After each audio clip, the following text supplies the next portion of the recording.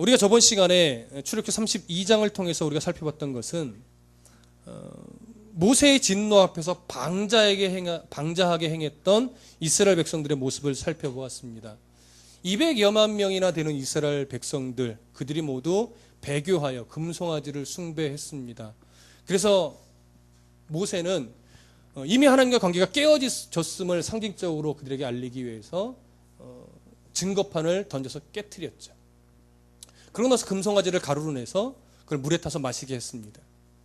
이스라엘 백성들은 200여만 명이지만 그 물을 마시면서 회개하고 하나님 앞에 돌이켰어야 됩니다.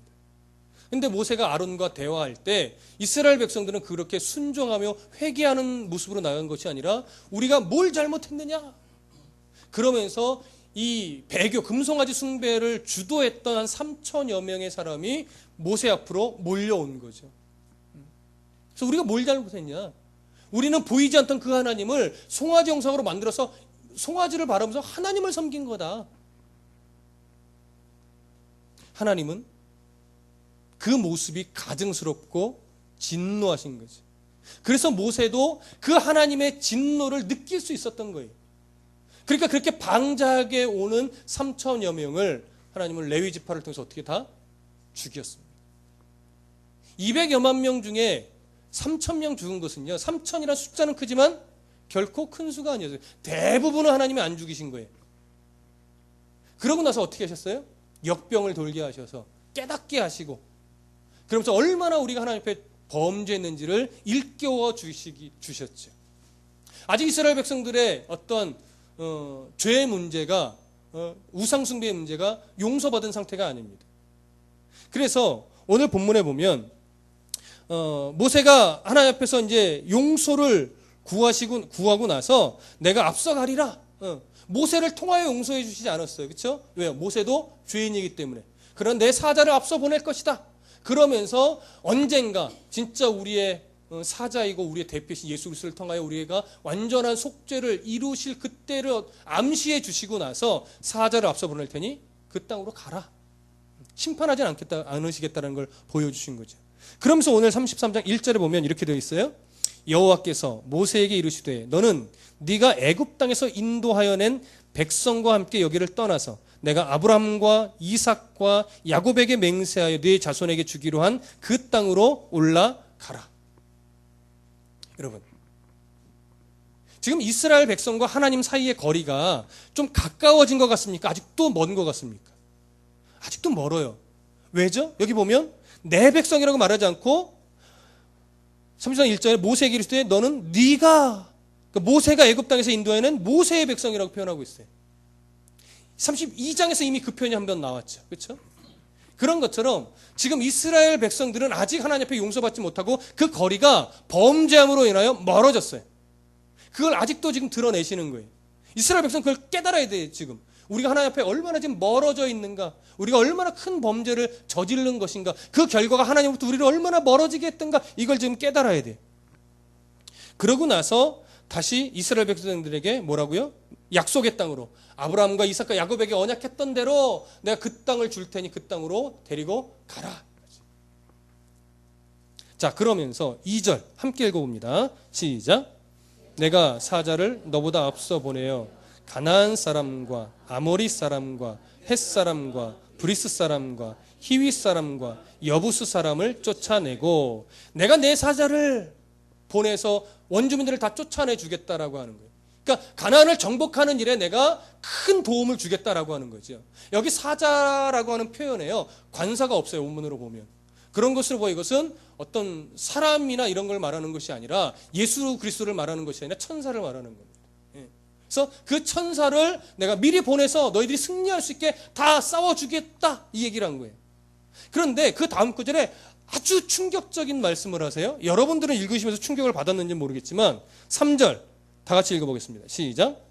너희를 적과 꿀이 흐르는 땅에 이르게 하려니와 나는 너희와 함께 올라가지 아니하리니 너희는 목이 곧은 백성인즉 내가 길에서 너희를 진멸할까 염려함이라 하시니. 자, 여러분 충격 받으셨어요? 거의 안 받으신 것 같은데 뭐가 충격이죠 목사님? 이러시는 지금 표정이에요. 여러분, 하나님께서 뭐라 하시냐면 내가 사자를 앞서 보내서 가나안 땅을 정복하게 해줄게. 그런데 나는 같이 안 올라갈 거야. 이게 왜 충격이냐면 여러분 4절 잠깐 보세요. 4절이 이렇게 이 백성이 이 준엄한 말씀을 듣고 슬퍼하여. 이 준엄한 말씀이라는 것은요 불행한 말씀이라는 말이에요. 원문적인 의미는 이것이 불행한 말씀이래요. 그래서 이스라엘 백성들이 슬퍼했어요. 왜 불행한 말씀이냐면요, 그래 내가 이 의미가 이거예요. 그래 내가 너희를 심판하진 않겠다. 그러니까 진멸하지는 않겠다. 그리고 아브라함과 이삭과 야곱에게 약속했던 대로 내가 약속의 땅은 너희한테 주겠다. 그러나 이제부터 나는 너희를 내 백성으로 여기지는 않겠다. 이거예요. 여러분 이게 13절 한번 보세요. 33절 13절. 이따 다시 보겠지만 13절에 보면 모세가 이렇게 기도해요. 내가 참으로 주의 목전에 은총을 입었사오면 원하건대 주의 길을 내게 보이사 내게 주를 알리시고 나로 주의 목전에 은총을 입게 하시며 이 족속을 주의 백성으로 여기소서. 이 말 앞에 3절의 말씀이 그거란 말이에요. 내가 이제 이스라엘은 내 백성으로 여기지 않겠다. 이게 이스라엘 백성들이 듣기 이제 불행한 말씀으로 여겨지는 거예요. 여러분들이 이렇게 느낌이 잘 안 와닿을 수 있는데 이런 거랑 똑같아요. 그래 다드림교회 성도들아, 니들 알았어, 너희들을 내가 심판은 안 할게. 그리고 니들 이 땅에서 한 가정당 100억씩 벌게 해줄게. 눈이 막 이만해지신 느낌. 그랬으면 좋겠다 이거죠. 100억씩 벌게 해줄게. 근데 이제부터 너희는 내 백성은 아니야. 난 너희들과 동행하지 않을 거야. 여러분 불행한 말씀으로 들리세요? 100억이래 막 그래서 막 감사한 말씀이 들리세요? 갈등이 오세요? 응? 뻔히 답은 불행한 건데 불행하더라도 한 번쯤 100억이 좀 있었으면 100억 돈벼락 맞으면 뭐 까짓거 하나님 자녀 안 되는 것쯤이야 이러십니까? 이스라엘 백성들은요 이제서야 조금 늦게 영적인 감각이 이제서 살아나는 거예요. 모든 것을 다 얻어도 하나님의 자녀가 아니면 아무 의미 없구나. 그게 정말 진짜 불행한 거구나. 내가 가난하여 그저 새끼 먹는 그런 삶밖에 되지 않더라도 하나님이 나와 동행하시면 그게 가장 큰 복이구나. 이제서야 조금 이스라엘 백성들의 영적인 감각이 생겨난 거예요. 여러분 우리가 요셉을 강의하면서 또 사경하면서 우리가 나눴어요. 요셉이 노예로 끌려갈 때도 하나님이 형통했다고 했고 감옥에 억울하게 갇혔을 때도 형통했다고 했어요. 형통의 이유가 뭐라고요? 네, 하나님이 함께 해주셔서 하나님이 이유가 있고 목적이 있기 때문에 하나님이 함께 하시면 일부러 낮추시는 거기 때문에 그건 형통한 거예요. 요셉이 그걸 알았다 몰랐다 아직은? 네, 아직은 몰라요. 네, 얼마나 원망스럽겠습니까? 그런데 그 원망하는 요셉과 하나님이 함께 해주시는 거예요. 그러니까 노예인데 요셉이 부자가 되는 것이 아니라 요셉의 주인이 부자가 되는 거예요. 여러분 그게 무슨 복이에요? 하나님의 복이면 노예로 갈지라도 내가 부자가 돼야죠. 안 그래요? 근데 요셉이 부자 된 거 아니죠? 요셉이 하나님과 요셉과 함께 하심으로 요셉으로 인하여 보디발의 가정이 부요하게 된 거예요. 요셉과는 아무 상관이 없어요. 근데 성경은 요셉이 형통했다고 해요. 물질과 명예와 권세와 학벌과 아무 상관없어요. 하나님이 함께 하시는 것, 하나님이 내 부모가 되어주신 것, 내가 하나님의 자녀인 것, 이것이 가장 큰 복이에요. 이게 깨지면 가장 불행한 거예요. 이 감각이 조금 살아난 이스라엘 백성들이 말하는 거예요. 4절 백성이 이 준엄한 말씀을, 이 불행한 말씀을 듣고 슬퍼하여 한 사람도 자기의 몸을 단장하지 아니하니. 단장하지 않았대. 여자들이 보통 단장하면 뭐 합니까? 화장하고 옷 입고 최소한 귀걸이 정도는 달겠죠. 예. 여기서 말하는 단장한다는 것은요, 옷도 그렇지만 액세서리를 단다는 거예요. 이스라엘 백성들이 액세서리라면 어디서 가지고 온 거예요? 애굽에서 가지고 온 거죠. 그럼 그 액세서리의 모양은 항상 무엇을 갖고 띄고 있겠습니까? 우상이에요. 그러니까 우상이 새겨진 액세서리를 걸고 붙이고 꽂고 하지 않았다라는 건 이스라엘 백성들 안에 이제 무슨 첫걸음이 띄어졌다는 거냐면 하나님이 아닌 우상에게 기대던 마음을 이제 버리기 시작하는 첫 발걸음을 띄었다라고 하는 거예요. 하나님이 이 모습을 귀하게 보시죠. 많은 것을 행한 것이 아니라 물질에 기대던 성도가 하나님만 바라보는 첫걸음을 띄었다고요. 우리 자녀가 잘 되는 것에만 목숨을 걸던 부모가, 예수 믿는 부모가 이제 자녀의 잘 되면 좋은 대학, 좋은 직장이 아니라 하나님의 진짜 자녀가 되는 것, 이것임을 알고 하나님만 바라보는 부모가 됐다라고 하는 거예요. 그런 첫걸음을 띄었다라고 하는 거예요. 많이 간 거 아니에요. 지금 신앙이 뭐 깊어졌다 이런 차원이 아니라 영적인 감각이 조금 살아나서 이건 아닌데 이건 아닌데 하면서 액세서리를 달기를 거절한 거예요. 그렇게 표현해낸 거예요. 하나님은 그 첫걸음인데 그 걸음을 기쁘게 보셨어요. 마찬가지예요. 오늘 하나님 우리에게 원하는 건요, 막 교회를 하나 질 만큼 많은 헌금 아니에요. 매일 교회에 나와서 마치 막 시간에 11조를 내듯이 교회에 나와서 봉사하고 막 청소하고 막 목사님 물 떠다 드리고 이런 거 아니라고요. 하나님을 의지하지 못하던 그 성도가 말씀 안에서 내가 이제 정말 하나님이 내 전부고 내 힘이구나, 이걸 아는 첫 고백, 이 한 걸음, 하나님 이걸로 기뻐하신다는 말이에요. 그리고 그거면 충분하고, 그 얘기를 지금 하고 있는 거예요. 그래서 5절 다 같이 읽어보겠습니다. 시작. 여호와께서 모세에게 이르시기를 이스라엘 자손에게 이르라. 너희는 목이 곧은 백성인즉 내가 한순간이라도 너희 가운데에 이르면 너희를 진멸하리니 너희는 장신구를 떼어내라. 그리하면 내가 너희에게 어떻게 할 것인지 정하겠노라 하셨음이라. 이스라엘 백성이 지금 이 상태로 하나님과 가까이 할 수 없는 이유는 아직 죄 문제가 해결되지 않았기 때문입니다. 죄와 함께 할 수 없는 하나님은 죄 문제가 해결되지 않은 이스라엘 백성과 함께 했다가는 하나님의 공의의 속성상 어떻게 돼요? 진멸해야 돼요. 그래서 하나님은 그렇게 장신구를 달지 않은 첫걸음을 띈 이스라엘 백성들에게 모든 장신구를 떼어내라.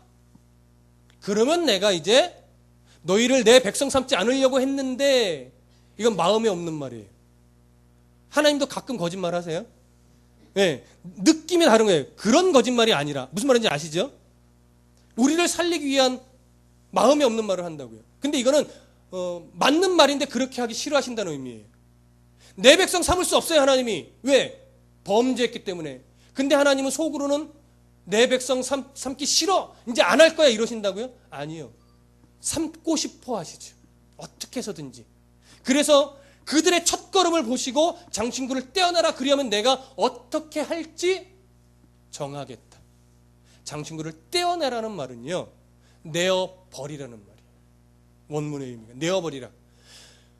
나를 편하게 해줄 것 같고 내가 더 안정감을 누리 줄 것 같은 세상의 그 것들, 물질, 직장, 자녀, 대학, 뭐 여러 가지 그런 것들을 의지하던 마음을 어떻게 떼어버리라.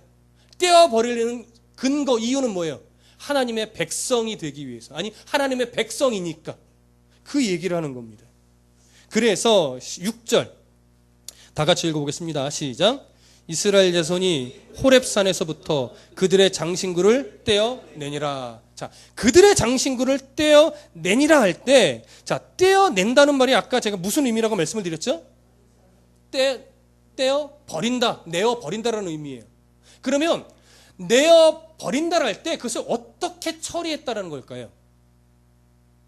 좀 애매하죠. 성경 한 구절을 좀 우리가 찾아볼 필요가 있습니다. 여러분 창세기 35장으로 한번 가보시죠. 창세기 35장.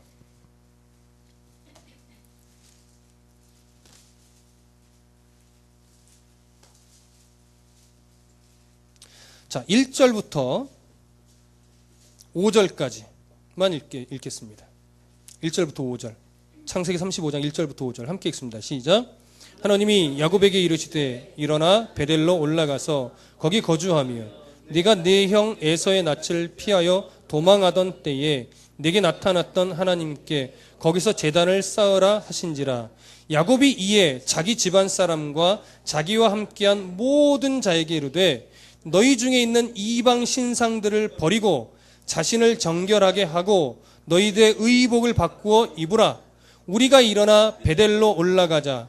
내 환난 날에 내게 응답하시며 내가 가는 길에서 나와 함께 하신 하나님이 내가 거기서 제단을 쌓으려 하노라 하매 그들이 자기 손에 있는 모든 신상들과 자기 귀에 있는 귀고리들을 야곱에게 주는지라. 야곱이 그것들을 세겜 근처 상수리 나무 아래 묻고 그들이 떠났으나 하나님이 그 사면 고을들로 크게 두려워하게 하셨으므로 야곱의 아들들을 추격하는 자가 없었더라. 아멘. 자, 야곱의 결단이 여기서 이제 일어나는 겁니다. 2절에 그렇게 말씀하시죠. 너희 중에 있는 이방 신상들을 버리고, 이렇게 해서 버려라. 내어버려라. 근데 버렸을 때 이것을 어떻게 했다는 거냐면 4절에 이방 신상들과 자기 귀에 있는 귀고리들을 야곱에게 주어 야곱이 그것을 세겜 근처 상수리 나무 아래 묻어버렸어요. 깊이 묻고 덮어서 그것에 미련을 뒀다 안 뒀다? 안 두고 하나님이 말씀하신 그 길로 갔다 이거예요. 그래서 제가 오늘 본문에서 장신구를 떼어내버렸다라고 말할 때 이것을 무엇을 어떻게 했다라는 의미로 저는 이해를 하냐면 그들이 가지고 온 모든 우상이 새겨져 있는 장신구, 귀고리들, 금은 보석들을 다 모아다가 흙을 깊이 파고 묻어버리고 다시는 돌아보지 않고 그래서 이제 하나님이 천사들을 미리 보낼 테니 가라 하신 약속의 땅으로 가기 시작했다라고 하는 것으로 저는 이제 이해를 하는 거예요. 물론 아닐 수도 있어요. 이렇게 생각할 수도 있습니다. 조금 있으면 이제 창세기 한두 장만 넘어가면 뭐 해야 돼요? 성막을 지어야 돼요. 그 성막에 이제 기구들을 만들어야 되죠. 처음에 애굽에서 그런 모든 장신구들을 하나님 받아오라 할 때 받아오시면서 왜 그것을 받아오게 했다고 말씀드렸죠? 그것으로 성막의 기구들을 만들기 위해서, 그것들을 녹여서 성막 기구들을 만들기 위해서라고 말씀을 드렸어요. 그래서 모세가 그것을 받아서 다 녹여버렸을 수도 있어요. 네. 그래서 후에 성막 만드는 데 쓰려고. 그런데 둘 중에 둘 다 가능성이 있고 둘 다 그냥 추론에 불과하지만 저는 이 우상숭배에 지금 앞에 사건이 있었기 때문에 그걸로 성막의 기구들을 만들었다기보다는 땅에 파묻었을 것으로 보여집니다. 그러고 나서 또 필요한 성막을 만들기 위한 재료는 하나님이 구해 주셨겠죠. 아니면 어딘가 또 남겨놨을 수도 있죠. 그 우상이 새겨지지 않은 다른 뭐가 또 있을 수도 있겠죠. 그건 정확히 알 수 없으나 어쨌든 중요한 건 뭐예요? 의지하던 모든 우상이 새겨진 모든 것들을 다 버렸다라고 하는 것. 마찬가지로 우리도 버려야 한다는 것. 이 사실을 우리가 오늘 놓치시면 안 되는 겁니다. 그렇게 해서 이스라엘 백성들이 지금 하나님이 참 기뻐할 만한 행동들을 했어요. 그러고 나서 7절 함께 읽어봅니다. 시작. 모세가 항상 장막을 취하여 진 밖에 펴쳐서 진과 멀리 떠나게 하고 회막이라 이름하니 여호와를 앙무하는 자는 다 진 바깥 회막으로 나아가며 아직 성막이 건축되지 않았을 때입니다. 아직 지어지지 않았어요. 그래서 모세는 아직 이스라엘 백성이 용서함 받은 것이 아니기 때문에 그리고 아직 이스라엘 백성들은 하나님 앞에 하나님의 백성이 아직 되지 않은 상태예요.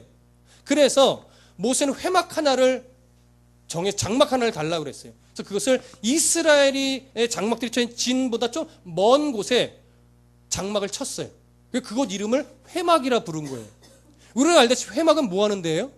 하나님을 만나는 곳이에요. 그래서 이스라엘은 아직 죄의 문제가 해결되지 않았기 때문에 그 회막이 이스라엘 진 안에 있을 수가 없다고요.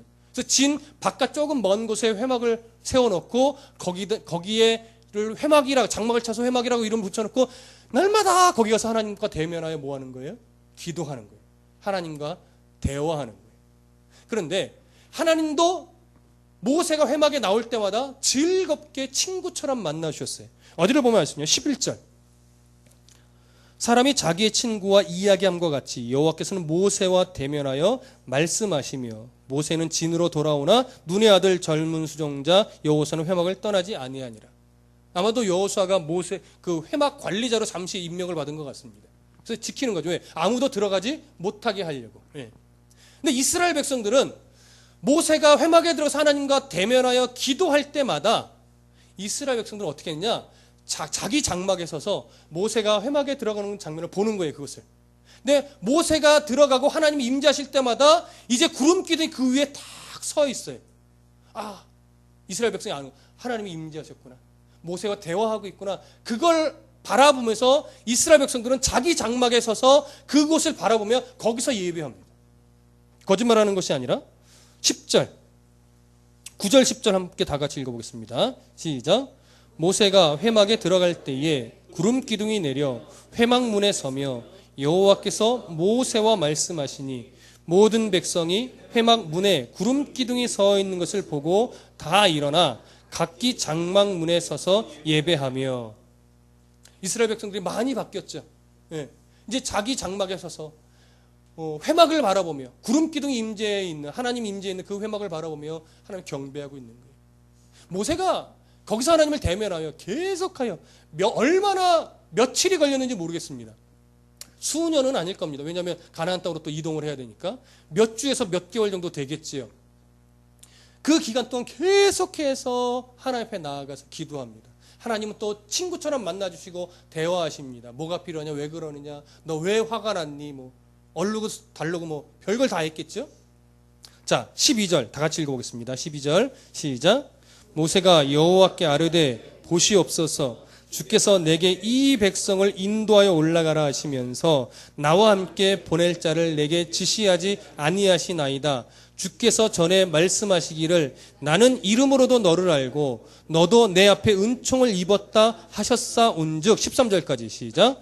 내가 참으로 주의 목전에 은총을 입었사오면 원하건대 주의 길을 내게 보이사 내게 주를 알리시고 나로 주의 목전에 은총을 입게 하시며 이 족속을 주의 백성으로 여기소서. 자, 여러분 12절과 13절의 내용은 지금 모세가 하나님께 기도하는 거예요. 말하는 거예요. 친구처럼 대면하여 말하는 거거든요. 그러면 모세의 말투를 한번 떠올려 보세요. 지금 모세의 말투가 겸손한 말투일까요? 정중한 말투일까요? 아니면 막 협박하듯이 도대체 왜 안 해주시는 거냐고요? 이러면서 이런 어투일까요? 네, 세 번째 어투에 가깝습니다. 여기 12절에 모세가 여호와께 아뢰되 보시옵소서, 그리고 13절 끝에 이 족속을 주의 백성으로 여기소서. 이 두 표현은요, 말하자면 그거예요. 좀 이쁘게 표현하면 앙탈 부리는 거예요. 이쁘게 표현하면 도대체 하나님 그런 분 아니시지 않냐고, 좀 내 말 좀 들어보시라고 하나님. 이 백성의 아브라함과 이삭과 야곱의 하나님, 도대체 그때 언약은 어디 간 거냐고요. 이 백성을 하나님 백성 안 삼으신다니 말이 돼요? 하나님 이 백성 좀 삼으세요. 막 요청하는 거예요. 떼쓰는 거예요. 간구하는 거예요. 그러니까 이게 한두 번이 아니라 처음에는 겸손하게 했겠죠. 또 정중하게 했겠죠. 근데 하나님은 어떤 사인이 없으니까 이제는 막 어떻게 해요? 죽으면 죽으리라. 예? 안 된다고요. 하나님 무슨 말씀인지 아시겠죠? 그런 거예요. 하나님은 아버지시거든요. 친구시거든요. 떼쓰셔도 돼요, 여러분. 그게 자꾸 그게 목적이 돼버리니까 문제인 거죠. 우리가 자녀인데 왜 떼쓰면 안 됩니까? 자녀 위해 기도하십시오. 좋은 대학 가게 해달라고 기도하십시오. 돈도 많이 벌게 해달라고 기도하십시오. 그런데 잊지 말아야 될 것은 왜 자녀가 대학에 가야 되는지, 왜 우리가 돈을 벌어야 되는지 하나님 안에서 이유를 먼저 찾으셔야 돼요. 그게 합당하면 하나님이 어떻게 해요? 들어주시죠. 근데 솔직하게 돌아보시자고요. 정말 하나님 때문에 돈 벌게 해달라고 기도한 적 있으세요? 솔직하게. 정말 하나님의 영광을 위해 우리 자녀가 서울대에 가야 되겠다고 기도한 적이 있냐고요. 말은 그렇게 할 수 있는데 정말 내 본심을 좀 찾아보세요. 우리 대부분 그렇지 않아요. 어떻게 해서든 인류대학 보내고 싶은 부모의 욕심이지요. 어떻게든 좀 편하게 살고자 하는 거죠. 그렇다고 우리가 물론 기도할 때 하나님 수백억 벌게 이렇게 기도하는 성도 거의 없어요. 왜? 알거든요. 알거든. 그거는 불가능이 아니라 나랑 상관없는 돈이라는 걸 우리가 알아요. 그렇죠? 그러나 잘 살게 해달라는 마음은 늘 있지요. 중심은 뭐예요? 하나님의 정말 마음을 알고 기도하냐? 하나님의 뜻을 아느냐? 우리 가정을 향한, 나를 향한, 자녀를 향한 하나님의 뜻을 아는가? 근데 지금 모세는요, 언약을 이야기하고 아브라함의, 이삭의, 야곱의 그 하나님 바라볼 때에 하나님 앞에 말씀하고 있는 이 기도 내용은요, 억지가 아니에요. 지금 억지를 부르는 게 아니라고요. 모세로 하여금 기도할 수밖에 없도록 하나님이 만들어 가셨어요. 지금 모세가 기도 안 하면 뭐 할 수 있겠어요? 지금 아무것도 할 수가 없죠. 기도하도록 만들어 놓고, 그리고 기도만 하게 하신 것이 아니라 하나님의 마음에 맞는 기도를 하게 만들어 놓으신 거예요. 그리고 그렇게 기도하니까 결국 그래 알았다 하고 뭐예요? 반응해 주시는 거죠. 여기서 모세가 12절부터 보면 여러 날을 기도했어요.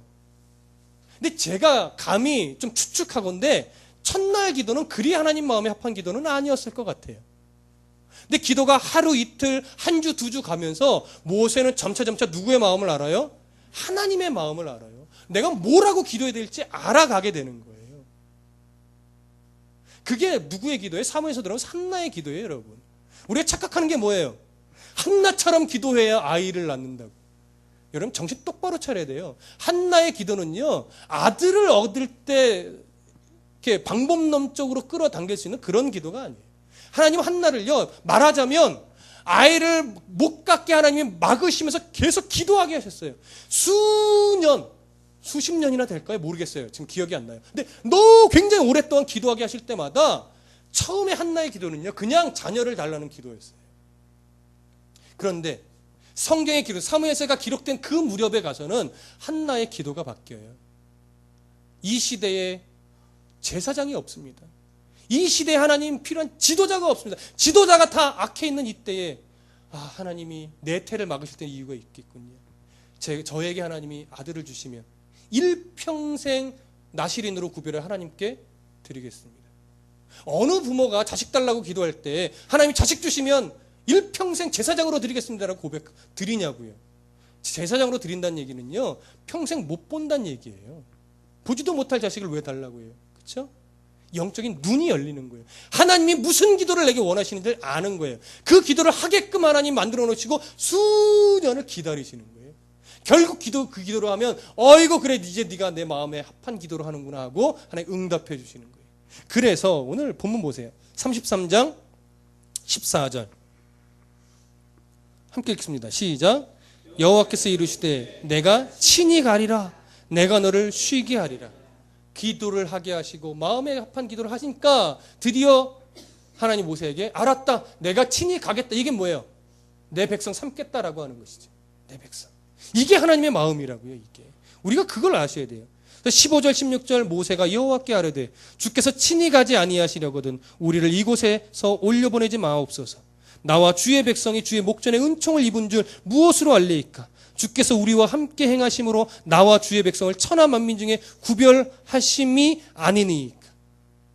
여러분, 성도가 하나님 앞에 꼼짝 못하게 하는 기도는 뭐냐면 말씀에 근거해서 기도할 때 하나님이 꼼짝 못해요.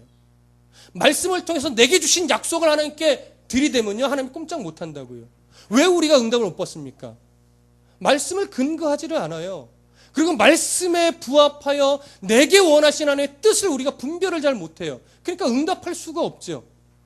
그걸 속된 말로 칼을 달라 하거든 칼을 줄 부모가 누가 있냐라고 아주 유치하게 표현하는 거잖아요. 그렇죠? 근데 우리가 그 짓을 한다는 거죠. 하나님 원하시는 기도, 하나님 마음에 합한 기도, 그걸 우리가 찾아가야 돼. 그게 우리가 해야 될 일이라고요. 자, 17절 다 같이 읽어봅니다. 시작. 여호와께서 모세에게 이르시되 네가 말하는 이 일도 내가 하리니 너는 내 목전에 은총을 입었고 내 이름으로도 너를 알미라. 자, 18절에 보면 모세가 이르되 원하건대 주의 영광을 내게 보이소서. 하나님이 말씀으로 약속하셨는데 모세가 원하는 것은 뭐냐면 알겠어요. 이제 하나님 마음 알겠어요. 그런데 증거를 좀 보여주세요. 이거예요.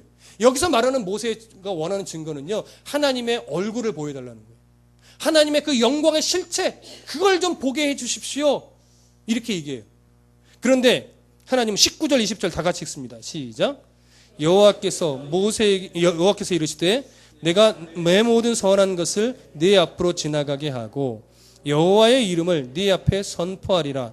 나는 은혜 베풀 자에게 은혜를 베풀고 긍휼 여길 자에게 긍휼을 베푸느니라. 또 이르시되 네가 내 얼굴을 보지 못하리니 나를 보고 살 자가 없음이니라. 하나님이 모세의 기도를 통해 다 응답해 주셨어요. 그러나 하나는 거절하셨어요. 뭘 보여주는 것?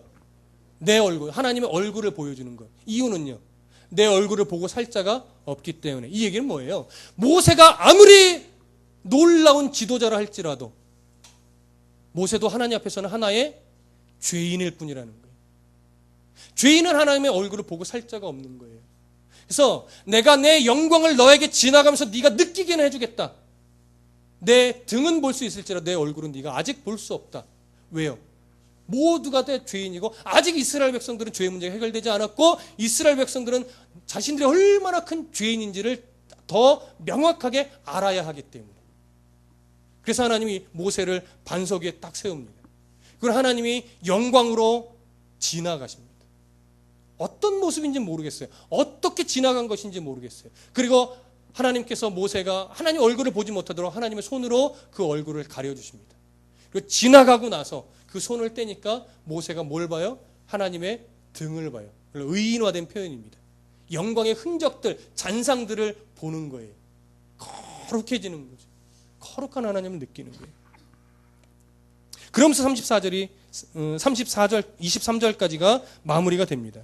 그런데 여러분, 모세에게 하나님의 영광이 지나간다라고 하는 것이 무엇을 의미하는 걸까요? 이스라엘 백성과 하나님과의 사이의 관계가 다시 회복됐다. 언약이 갱신됐다 이거예요. 언약을 이스라엘 백성이 깨트렸어요. 그런데 이스라엘 백성들의 조그만 움직임 하나, 우상을 떼어내버리는 조그만 움직임 하나, 그리고 모세가 기도하며 하나님 뜻에 합한 기도를 드리는 그 기도, 이것을 통해서 하나님 모든 것을 다시 회복시켜 주시는 거예요. 그거 보고 그들이 열심히 간구해서요? 아니요.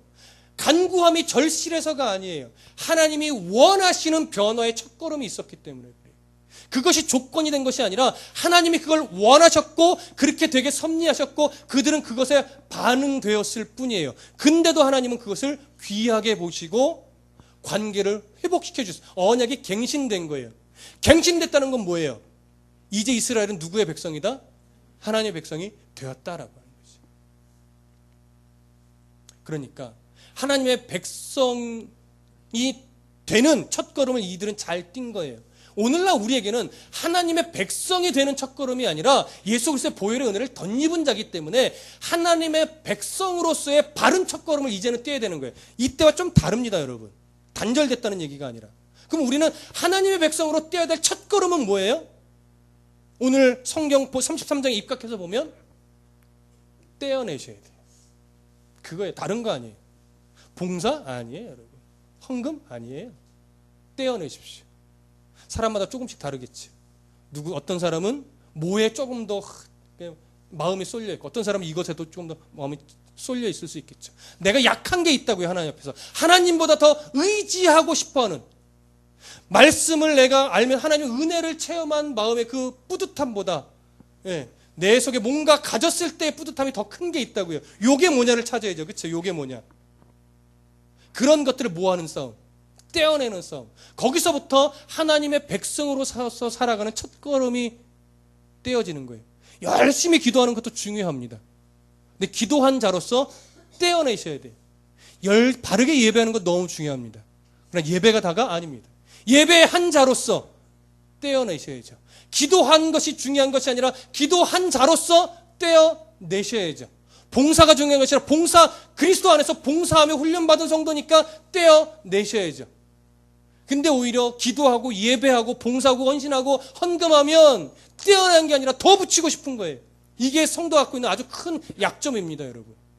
더 붙이려고 하지 마시고 성도로서 하나님의 백성이니까 불변하는 보장된 이건 신분이잖아요. 보장된 신분을 갖고 있는 자로서 그에 걸맞게 불필요한 것들, 유혹들 떼어내 버리십시오. 그리고 저기 흙에 묻어 버리십시오. 그리고 하나님만으로 나의 만족을 삼고 오늘도 하나님을 신뢰하며 염려들을 다 십자가 앞에 내려놓고 살아갈 수 있는 그런 바르고 멋진 성도가 되시기를 소원합니다. 기도하겠습니다.